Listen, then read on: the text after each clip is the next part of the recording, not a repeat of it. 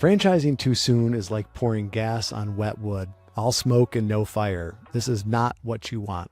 Let's talk about the 5 questions you should ask yourself and find out if you have a business that is franchise ready or one that if you take into franchising will implode. Welcome to the Franchise Scallop Show, the go-to playbook for founders racing from 10 to 100 units. I'm Guy Coffey, franchisor, franchisee, and growth advisor. I know firsthand how fast this game moves and how quickly chaos can creep in. That's why each episode gives you the clarity, systems, and hard-won lessons you need to scale smart, protect your equity, and stay in control.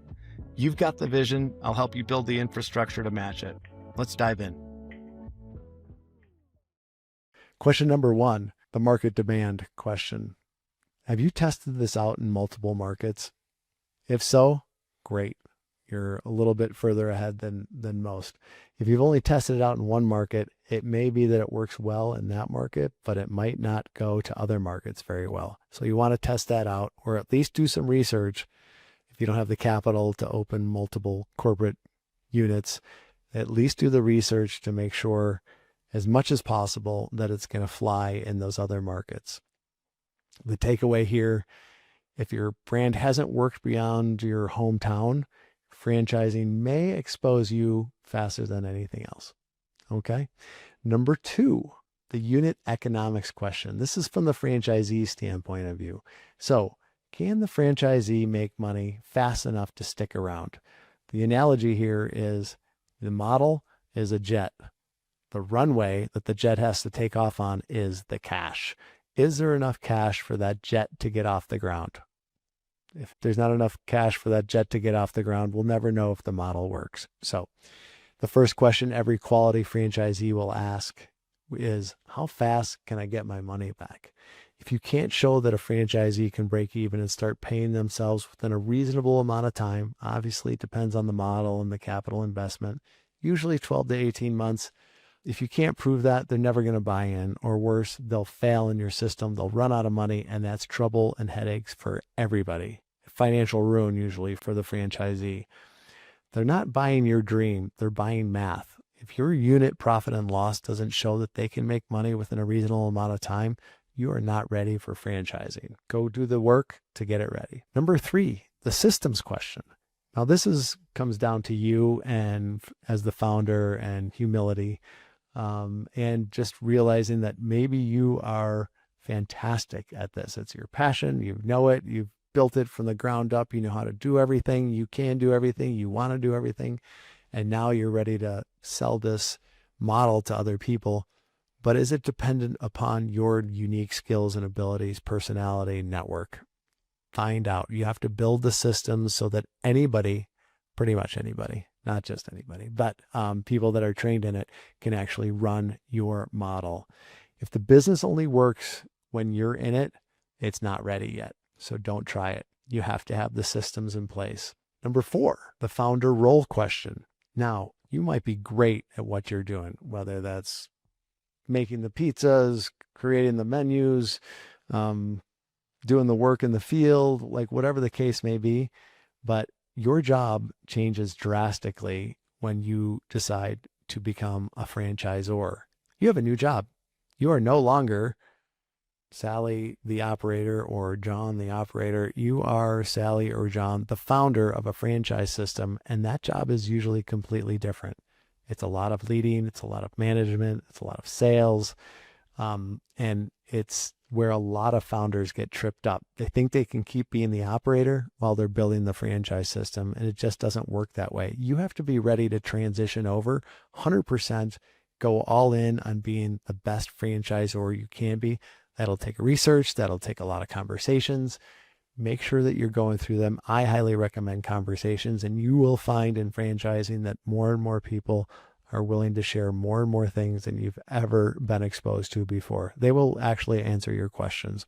So not having the conversations is not an option, and it's something you definitely need to do because your job is going to change. You want to make sure that you are ready for that, both mentally and like kind of psychologically, because in the beginning, you're not going to be as great at being a franchisor as you were as an operator. And lots of times people go back to their comfort zone. So don't let that be you. do the research, find out what you need to do, and then get down to it. Really does require a mindset shift. Number 5, the capital and timeline question. Now, this is from the franchisor side. The same jet and runway analogy applies kind of, because the myth out there is like, we're going to start this, we're going to get territory fees, the royalties are going to come rolling in, everybody's going to be performing so well, and we have that 6% royalty fee, money's just going to be pouring in. Doesn't work that way. There's a long lag, lots of times, especially if it's brick and mortar, between selling a franchise territory, getting that money, and then supporting that franchisee, building the tools, the software, the systems, the tools, the team, in order to support these people that have never run your business before. And the franchise fees that are coming in from brand new businesses that are still scaling up. Some of them are going to perform really well right out of the gate. Some of them aren't. That's just the way it goes. So make sure your forecasts are realistic. Ask somebody that's been in this business before to find out if your forecast is realistic. You might have to spend some money in order to get a professional opinion worth every penny. So you want to make sure. Franchising takes a lot of money before it makes you any money. The rule of thumb used to be 100 units before you're royalty self-sufficient, meaning the royalties coming in on a monthly basis cover the operating costs of the franchise system.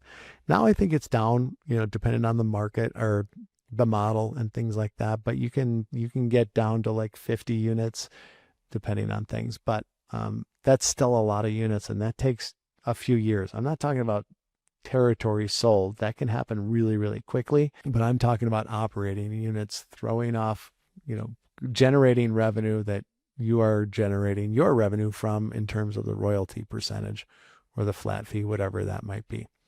So takeaway there is, if you don't have a year and a half to 2 years of capital that you can run this thing on, you need to earn some more money and sock it away, or get some investment. You do not want to be running out of capital. There's too many financial lives at stake. 5 takeaways. Test the concept in multiple markets. At least do the research in multiple markets. Lock in your unit economics.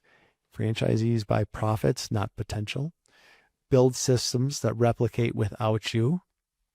Shift your mindset. You're no longer an operator. Now you are a franchisor, different skill set, different qualities needed to execute on, and then make sure you have secured enough capital to survive until royalties are at a sufficient level that you're not burning through cash. That wraps up today's episode of the Franchise Scale-Up Show. If this gave you a strategy you can put into play, please share it with one founder who needs the help. You might save them months of pain. If you're ready to go deeper, whether it's building your support infrastructure, accelerating territory sales, or preparing for private equity, go to guycoffey.com. That's GUYCOFFEY, and book a free franchise growth strategy call. I only partner with founders who are committed to scaling without losing control. If that's you, I'd love to connect. Until next time, protect your vision, move fast, and scale smart. I'm Guy Coffey. Talk soon.